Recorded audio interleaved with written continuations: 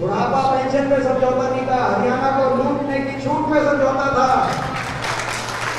कांग्रेस के वरिष्ठ नेता और राज्यसभा सांसद दीपेंद्र सिंह हुड्डा ने कहा है कि जेजेपी का बुढ़ापा पेंशन पर नहीं, बीजेपी से लूट की छूट पर समझौता हुआ था।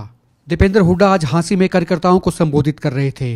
वे फतेहाबाद में 29 मई को होने वाली कांग्रेस की रैली का न्योता देने यहां पहुंचे थे। दीपेंद्र हुड्डा पूरे जोश में दिखे। उन्होंने एक दो नहीं बल्कि बीजेपी जेजेपी सरकार पर कई तंज कसे। प्रदेश कांग्रेस कमेटी के नवनियुक्त प्रवक्ता और झांसी नगर परिषद के पूर्व चेयरमैन प्रतिनिधि सुमन शर्मा अपने सैकड़ों समर्थकों के साथ इस कार्यकर्ता सम्मेलन में पहुंचे थे। इसी कार्यक्रम के दौरान काफी लोग दूसरी पार्टियों को छोड़कर कांग्रेस में भी शामिल हुए। दीपेंद्र हुड्डा ने कहा कि जेजेपी की पोल तो दादा राम कुमार गौतम ही खोल देते हैं। और इस बार में मैं क्या बताऊंगा, सारी बात दादा गौतम बता देगा कौन कितना जिम्मे लग रहा है। बता देगा सारी बात। पत्रकारों से बातचीत करते हुए दीपेंद्र हुड्डा ने कहा कि फतेहाबाद रैली में 3 मुख्य मुद्दे रहेंगे। इसके अलावा पूर्व मंत्री सुभाष गोयल हुड्डा सरकार में बैकवर्ड कमीशन के मेंबर है तेलुराम जांगड़ा, नगर परिषद के वाइस चेयरमैन रहे राजेंद्र ठाकुर, छत्रपाल सोनी और कांग्रेस के तमाम बड़े नेता यहाँ मौजूद थे। आइए आपको सुनाते हैं इस दौरान दीपेंद्र हुड्डा ने और क्या क्या कहा।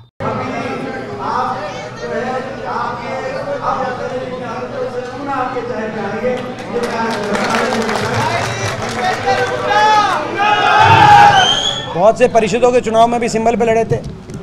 अब एक केस बाय केस किया था हमने फैसला, पिछली बार का चुनाव जब आपको याद होगा। इस बार केस बाय केस करते हैं या हर पे लड़ते हैं पालिकाओं पे, परिषदों पे। इस मामले में हमारी बैठक है परसों 26 तारीख को और उसमें फैसला लिया जाएगा। क्या कांग्रेस अगर सिंबल से नहीं करती है तो क्या सपोर्ट कर सकती है? नहीं, तो अभी कोई फैसला नहीं लिया सर्वेश जी, हम ये फैसला लेंगे। 26 तारीख को मोस्ट लाइकली एक मीटिंग रख रहे हैं और उस मीटिंग में उससे पहले भी विचार विमर्श चल रहा है। 26 तारीख को बहुत से जो सीनियर लीडर्स हैं सारे, सबको एक साथ बुलाया जा रहा है, सबसे विचार विमर्श करके फैसला लिया जाए। उनकी वो जायज़ उनकी मांग है पैरावर की उस भूमि को लेकर। उस भूमि को हुड्डा सरकार में कैबिनेट के फैसले के माध्यम से पैरावर गांव की उस भूमि को गौड़ ब्राह्मण संस्था शिक्षण संस्था में दिया गया था। पैरावर की भावना थी, लोगों की ये भावना थी, उसकी कदर की गई थी। लेकिन इस सरकार ने जिस तरीके से और जो सारी बात वहाँ पे खुल के आई है कि जो तिरस्कार जिन लोगों ने उस भूमि को लेकर बात करने की कोशिश करी, उनको सहना पड़ा। बड़ा ऐसा कहीं ना कहीं इस सरकार के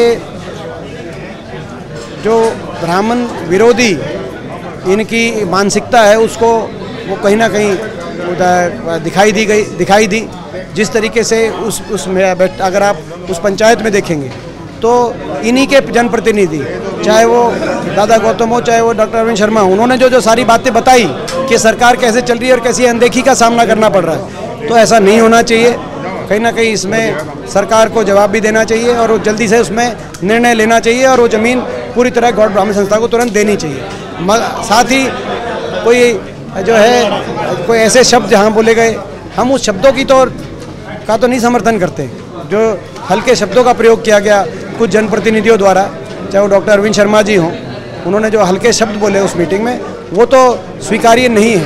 लेकिन जो बात की कि भाई इतना भारी अनदेखी का सामना करना पड़ रहा है जनप्रतिनिधियों को, वो मैं समझता हूँ कहीं ना कहीं। वो सिर्फ ये कह रहे थे कि ये लोग बाहर बोलते हैं, सरकार के अंदर रहते हुए नहीं बोलते।